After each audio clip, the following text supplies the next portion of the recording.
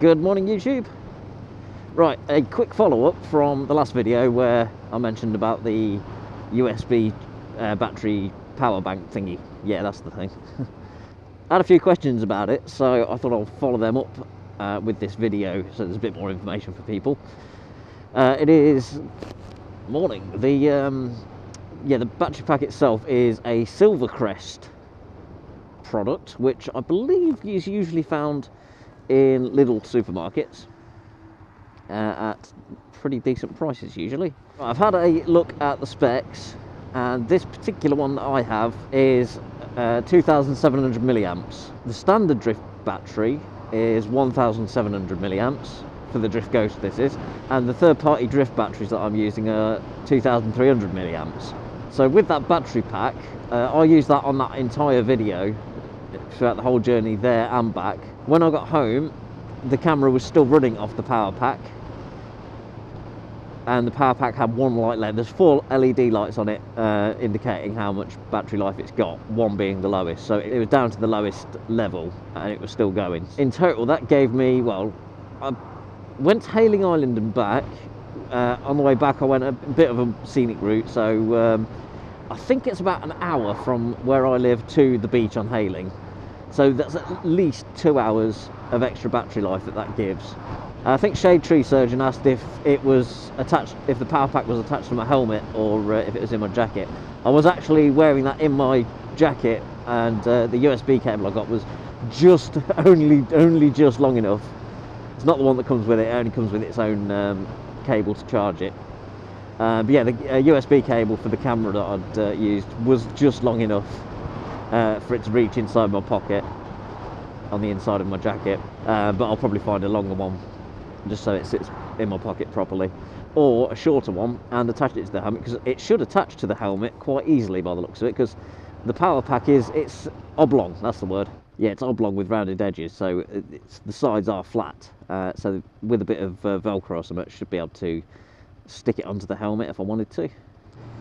You can tell it's back to work for everyone. The traffic's all back and it's just rubbish.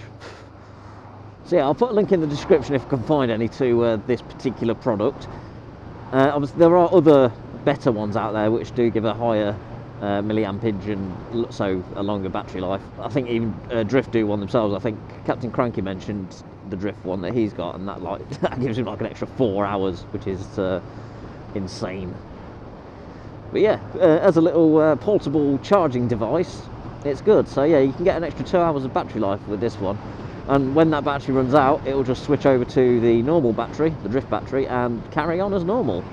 And obviously this will work with any USB device, so iPhones, GoPros, anything you can think of. So yeah, it's worth having one, really. And I think this one I've got, I don't think they're going to be very expensive. Before Christmas I was looking at getting one of these. The one I was looking at I think was about 18 quid, and I think that was like a 3200 milliamp battery, and it got a little built-in LED light as well, like for a torch, that sort of thing. So yeah, well worth having there. The other thing I wanted to mention was the Gear Up Challenge. That's still going, there's no closing date, so keep the entries coming in. It's been a bit quiet recently, but yesterday, or was it the day before? Day before I think it was, Midlands Rider 1991 submitted his entry. He did 2. He did one with his normal gear, one with his one-piece leather suit as well. So yeah, there's no real strict rules. This is all just for a bit of fun. So if you fancy giving it a go, yeah, just do. Yeah, if you've got multiple sets of gear, try it with all of them if you really want to. Just get your time right though.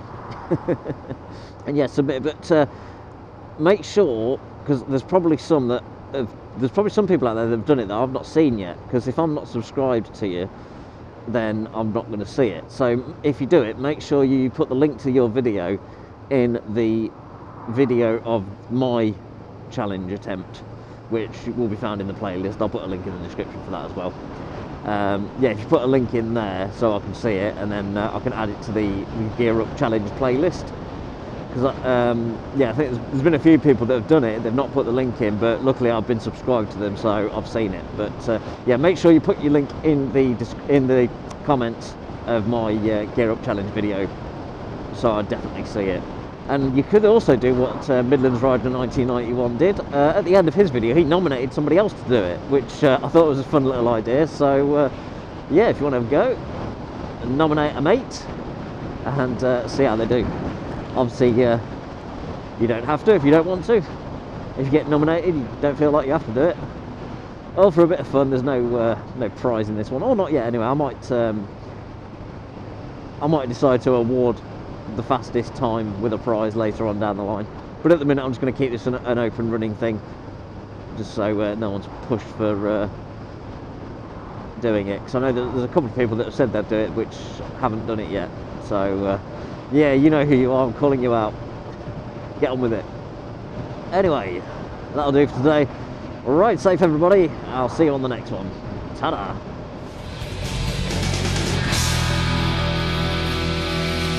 That probably won't work out well because it's been quite a few years since I've actually skated properly. So yeah, it's only going to end one way really. That'll be me on my arse.